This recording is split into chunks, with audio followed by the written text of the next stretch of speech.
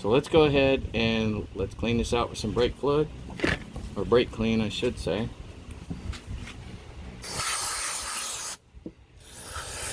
Get a little bit going there. Dump it out on that paper towel. And then we're going to go ahead and we're going to clean these grooves out right here. So now it's some fresh brake clean in there to kind of help dissolve everything. And then we'll repeat this process again. So let me get to that and then I'll get back to you. Alright, one done. One to go over here. Alright. Looks like we got them all cleaned up. As good as I can get them. The holes, everything are done. So now what we're going to do is we're going to go ahead, we're going to use some brake clean on them like we did before.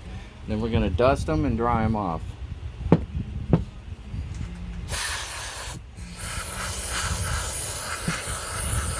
There's holes in the bottom down there. I don't know if you can see them.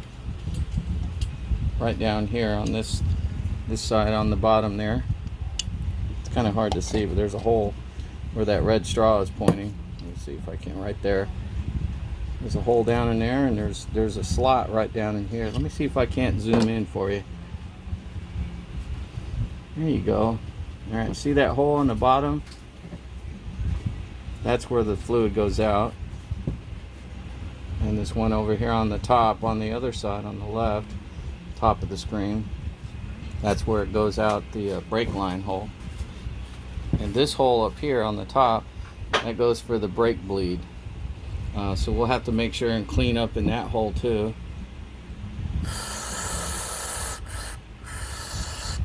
And then we're going to flush everything.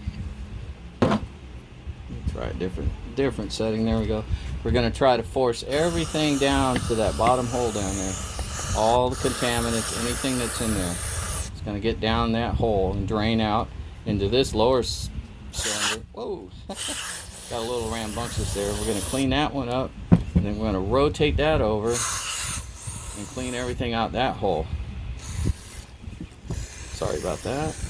I'm watching what I'm doing instead of the camera. Sorry about the blurriness there. It likes to autofocus to the closest thing to the camera. So there you go. And this is a Galaxy S10 that I'm filming on. So I'm going to go ahead and try to clean this one more time here. And then I'm going to blow it out. And then I'm going to start putting the seals in. These little puppies right here. Zoom out. There we go.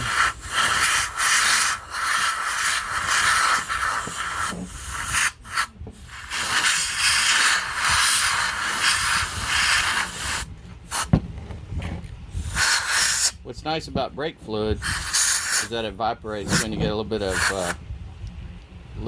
air on it.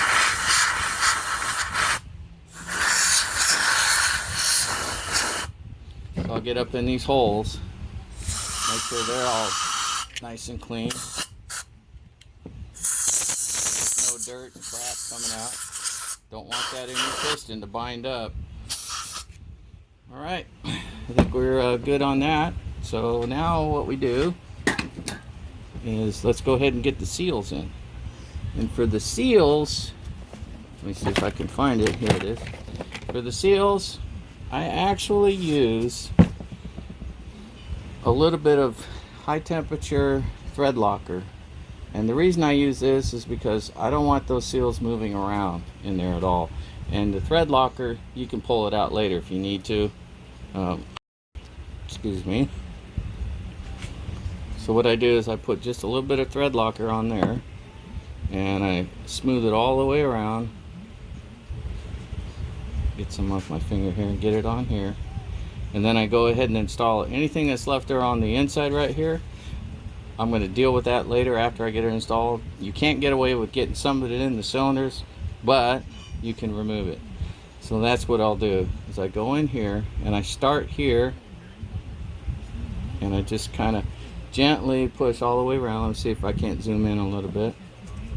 And just keep working it around until it gets in there. go. It's being a booger. Alright, let me get this in here. The camera's in the way right now. Alright, I got that one in, so let's get the next one in. A little bit of a thread locker on there. Run it all the way around. This is another reason you want to dry your brake fluid off, because you don't want it dissolving that or diluting it. And these are square, by the way, and they have to go in square. Make sure that when you install these that they stay flat in here. If not, if they twist, then you're just going to have to pull them back out.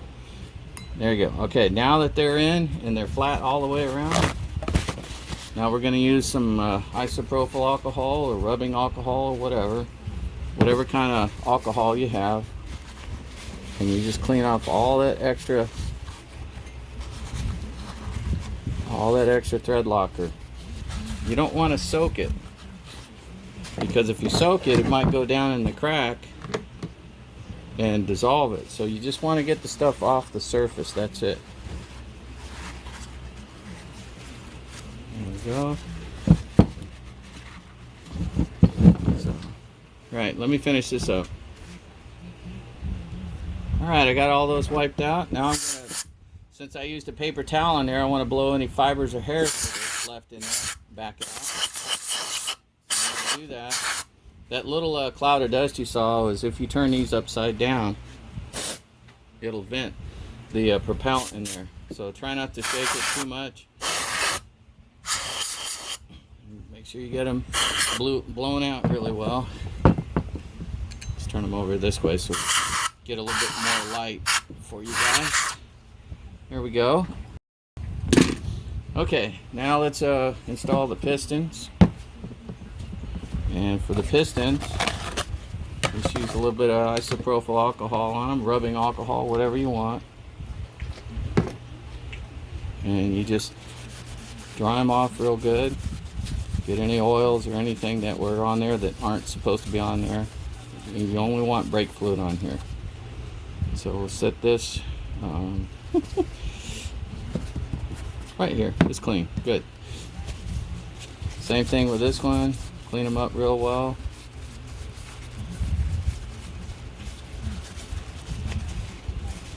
There we go. Alright, to do these, you just dip a clean screwdriver in the brake fluid thing. You can't really see it because it's up here. I want it to be zoomed in a little bit. And put a little bit of that on there. There you go. And just rub it around with your finger. Get it all over it. Alright. Got that. Do the other one. And this is so that it'll slip through the seals in there. If you don't, it could catch on the seal and rip it. Then you'd have to do all this. Well, you wouldn't have to do everything over, but you'd have to go buy new seals. And that's the purpose of this video, is so you can use the old components if they're still good without having to buy new stuff if you're on a budget. I recommend you buy new stuff if you're not on a budget or if you don't have a time crunch. We've got a time crunch. We have one day to get this thing together and running and drivable because we need it. So we're doing it the cheapy way. It takes longer, but it'll save you $200 and some doing it this way. Alright, the next thing you want to do is you want to coat the inside of your cylinders here. I'm just going to stick my finger in it this time. Make sure your fingers are clean. You don't want to get this stuff in the bottom of the brake fluid, down in the bottom, because you're going to be using this brake fluid to bleed the brakes and stuff, and I think we'll be showing you that too. Alright, now we've got a nice liberal coating all the way around. You don't necessarily need it up on top up here, because that's where your seal's going to be, so you don't really need to put any up there. Alright, now that we got that, put your lid back on your brake fluid, and we're going to take this and we're going to set it in here. Set these in here, or at least one of them. till it impacts the seal. There it is. It's impacted the seal. So set this one aside. Take this and rotate it flat like that. And you're going to take a board and you're going to set that board right here across where this goes. And you're going to grab your C-clamp. Let me find it here real quick. Now these have to go in straight. You're going to use your C-clamp and you're going to press that piston in. And it should go in fairly smoothly. If it's not going smoothly, then figure out if you're going in crooked. Find the high point and then press on that side. And this is a 6-inch C-clamp that we bought at Harbor Freight. I don't remember how much it cost. I had my son go down and get it. This is his car. So you may have to rotate the C-clamp around a couple of different spots in order to get it to go in. Now you can do it 2 cylinders at or 2 pistons at a time, but I don't really recommend it because they want to one of them wants, because you can only get this C-clamp in either this side or this side.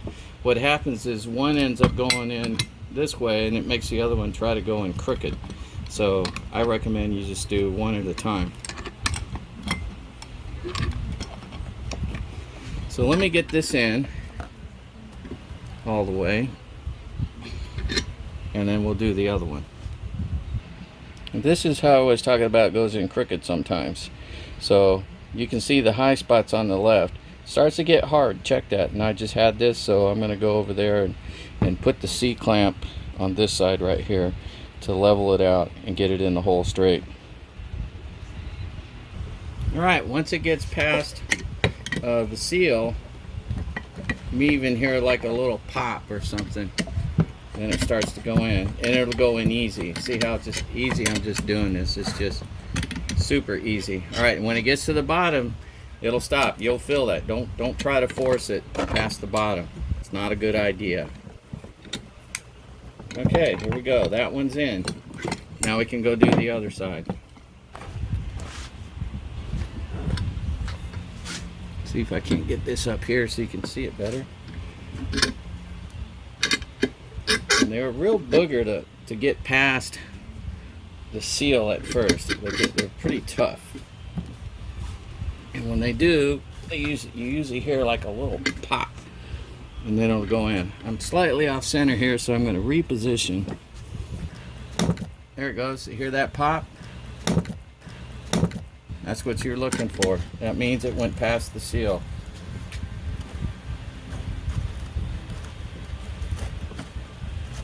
And when you get to the bottom, you'll know, because it'll get harder to turn. Like that.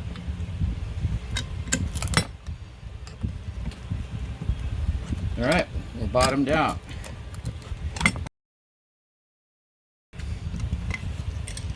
Take that off. Now you have 2 freshly reconditioned pistons and a reconditioned caliper. Although we don't have new seals, you can put new seals in there if you want. Mine were perfectly pliable and just fine. So now what I'm going to do is I'm going to go ahead and install these. These you just lay them on top right here. And you can push them in by hand almost all the way. Alright, so now we're going to take this and we're going to push it in the little lip area that's around the piston. And sometimes they're a little booger to get in there, but you can do it if you wiggle it for a little bit. Alright. There we go. We're going to push this down at the same time. Alright, there we go. And the lip we're trying to push it in is this lip right here. This little space right in here.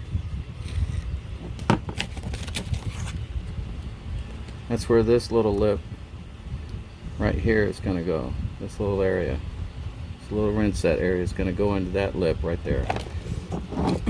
So we push these down with your fingers so they go down as far as you can get them with your hand. Don't use a screwdriver to put these in, by the way. Use a little piece of wood like this, and you just set it over the top and use a really small hammer, and you just kind of tap it in until it bottoms out.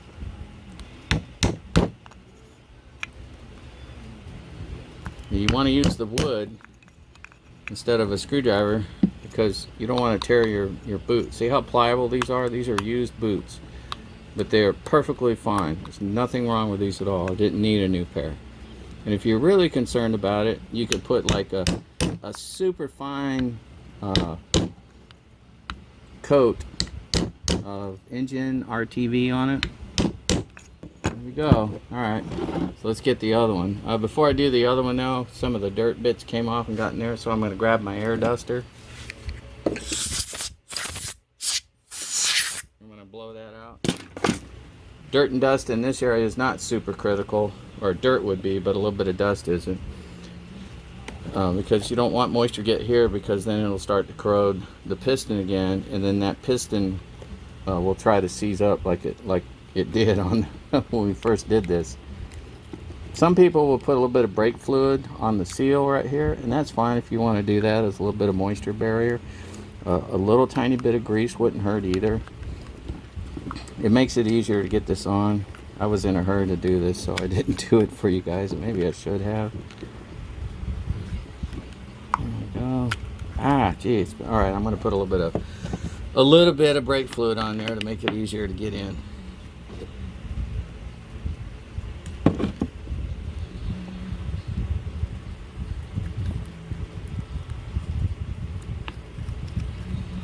All right, let's get that in there.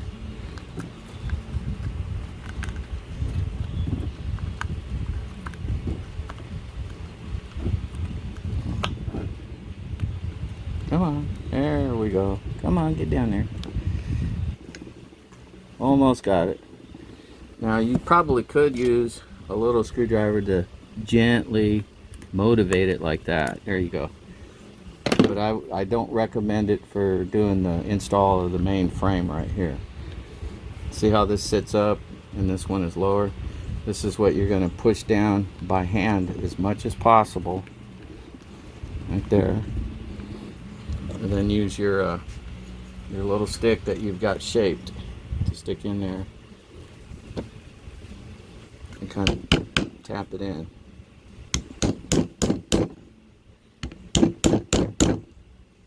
Tap that down. Right, a little bit of dust. Dust it off. This caliper is now rebuilt and ready to go back on the car. Be careful not to get any dirt or anything out in this hole right here, okay? Because this is where your fluid's going to be going in. You want to take care of that area right there. Keep it clean. So put some tape over it to help keep dirt and stuff out of it until you're ready to install it. But we're going to go put it on the car right now. Alright guys, that's it for part 3. In the next video, I'm going to show you how to clean the rotors and look for some things that you might want to be aware of before you actually install the calipers, and some things after you install the calipers to make sure that you have a good reliable brake system. So after that one, we're going to go ahead and install the pads, and the video after that we're going to go ahead and bleed the brakes, and I'm going to show you how to check them out pretty much prior before you take it for a test drive.